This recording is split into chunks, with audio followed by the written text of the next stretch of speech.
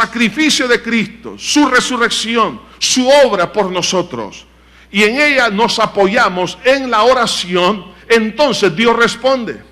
El punto de apoyo no es usted, el punto de apoyo no son sus buenas obras, el punto de apoyo no son sus ofrendas, el punto de apoyo se llama Cristo, nuestro Salvador. Entonces cuando oramos en nombre de Cristo, es decir, por los méritos de Él, no en los nuestros, porque no tenemos ninguno, sino por los méritos de Cristo, Él nos da la respuesta. Hermanos, estamos viviendo unos tiempos bastante delicados, y creo, y no quiero ser pesimista, que vamos a entrar en tiempos mucho más delicados, mucho más complicados. Pero esos tiempos tenemos que enfrentarlos con la fe en el Señor. Y vamos a empezar a ver milagros. ¿Cuántos quieren ver milagros en su vida?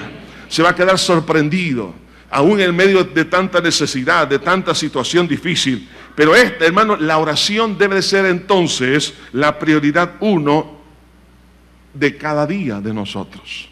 En el Salmo 88, en el versículo 13, encontramos aquí, hermano, una declaración muy importante. Salmo 88, en el versículo 13. Esta declaración debe de ser realmente la experiencia de cada uno de nosotros. Una declaración donde nosotros podemos tener realmente un punto de apoyo en cada día de nuestra vida.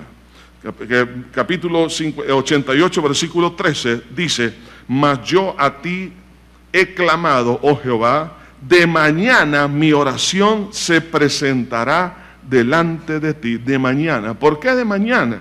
Aquí habla de prioridad. Muchos en la mañana, ¿qué es lo que hacen?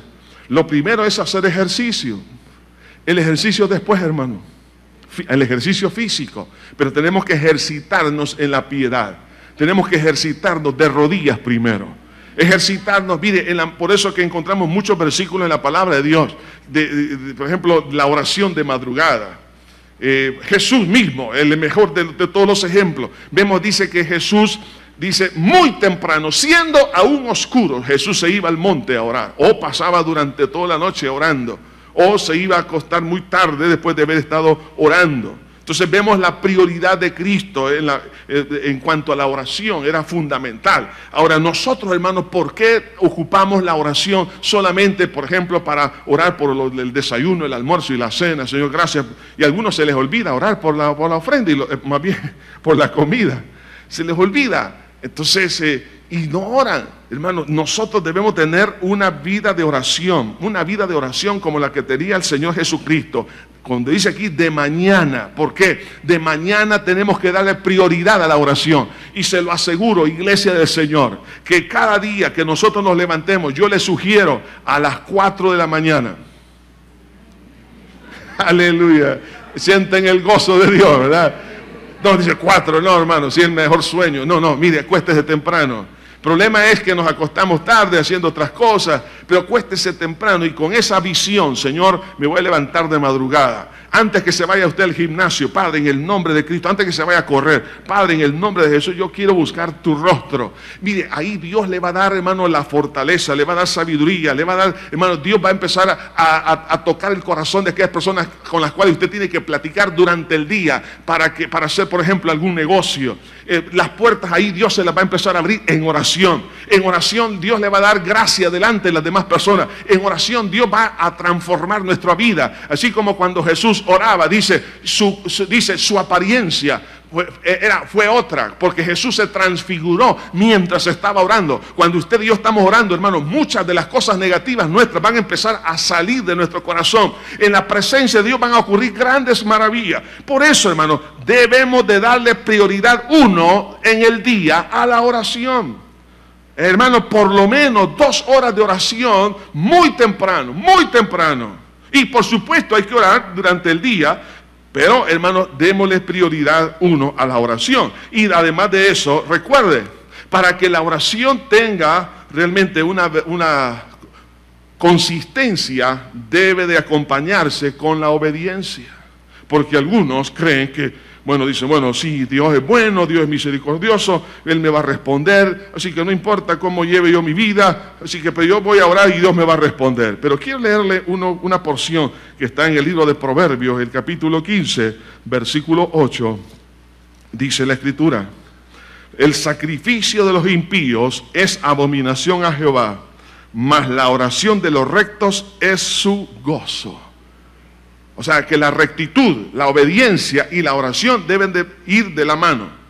Pero el sacrificio de los impíos, en este caso podemos hablar, hermanos, de la oración, pero que es en manos de una persona que está caminando en desobediencia, hermanos, eso es abominación. Entonces es importante, hermanos, que entendamos que la obediencia no tiene sustitución. No se puede sustituir por la oración ni tampoco por el ayuno. Primero es la obediencia y luego es la oración. Amén. Entonces, entendiendo estos principios elementales de la vida de oración, quiero que analicemos algunas victorias, hermanos, que podemos obtener a través de la oración. Hermano, una de las cosas interesantes que ocurre a través de la oración es que se puede cambiar, hermanos, el destino. ¿Cuántos creen que puede cambiar el destino por medio de la oración? Hay un caso, hermanos, y usted lo puede leer en casa, en Isaías capítulo 38. Estamos hablando del rey Ezequías.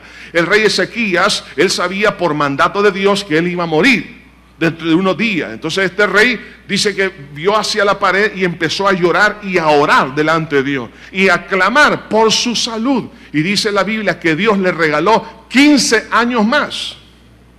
¿Cuántos quieren más años? Bueno, hermano, qué importante es esto, porque hay personas, por ejemplo, que han estado, hermano, muy graves. He conocido casos, hermanos, que yo en lo personal he dicho, esta persona ya va a morir en cualquier momento. Sin embargo, Dios los ha levantado, les ha concedido años de vida. Personas que aparentemente, hermanos, ya no tenían más que posibilidades desde el punto de vista de la ciencia médica, pero en las manos de Dios están nuestros tiempos. Y vemos por eso que el caso de Ezequías, que Dios le dio 15 años y así se lo mandó a decir con el profeta Isaías. Así que la oración sincera puede cambiar el destino.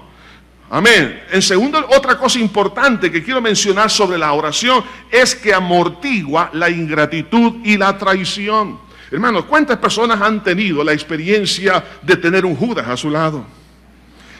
No mire a nadie que está a su lado, no lo vea por favor. Pero ¿cuántos han tenido también la experiencia de la ingratitud? Personas a quien usted les ha ayudado, les ha extendido la mano, pero ahora vemos que están en contra de usted. ¿Cómo usted puede soportar anímicamente esa situación? Dice en el Salmo 109, versículo 4. Vean cómo ellos enfrentaron esta situación. En pago de mi amor me han sido adversarios, mas yo oraba. Oiga esto. En pago de mi amor me han sido adversarios, mas yo oraba. ¿Cómo usted va a soportar, por ejemplo, una traición, una ingratitud, en pago de su amor, en pago de la bondad que usted ha hecho con alguien, de haberle extendido la mano, pero esta persona se vuelve en contra de usted? ¿Cómo lo va a soportar anímicamente? Estando en oración. Amén, hermanos. O sea, estas situaciones se dan en la vida. No se sorprenda si en el caso de nuestro Señor Jesucristo vemos ahí a un traidor que se llamó Judas Iscariote. Vemos tanta gente que lo blasfemaron, lo vituperaron, hicieron tantas cosas. Sin embargo, Jesús oraba. Hermanos, qué importante es sostenernos en oración en medio de estas cosas. Así que si usted quiere amortiguar el golpe de la ingratitud y la traición, no significa que no va a venir. El asunto es que va a venir. La cosa es que si estamos nosotros preparados para eso. Pero para ello tengo que doblar rodillas. Otra cosa importante, hermanos, en la vida de oración es que encontramos un recurso importante contra la depresión, contra esa tristeza. Vemos el caso de Jonás. Jonás estaba en el vientre de aquel pez. ¿Se puede usted imaginar 3 días estando ahí en el vientre del pez? Todo totalmente oscuro. El mensaje era un mensaje de muerte. Había angustia en el corazón de él. De hecho, así lo expresa en su libro, que había angustia. Pero estando ahí en esa angustia, en esa tristeza, dice Jonás en el capítulo 2 de su libro, versículo 7, y mi oración llegó hasta ti en tu santo templo. Dios, hermano, responde a la oración. Cuando usted está en el vientre de un problema serio, muy serio, usted dice, yo de aquí yo no salgo, no sé cómo voy a salir. ¿Qué fue lo que hizo Dios? Hizo que el pez vomitase a Jonás en la playa y lo mandó directamente donde el Señor quería que fuese. De ahí que encontramos, hermano, si usted se encuentra en una tristeza muy fuerte, hermano, en una depresión, en ese vientre, quiero decirle que su recurso está en Dios. Busque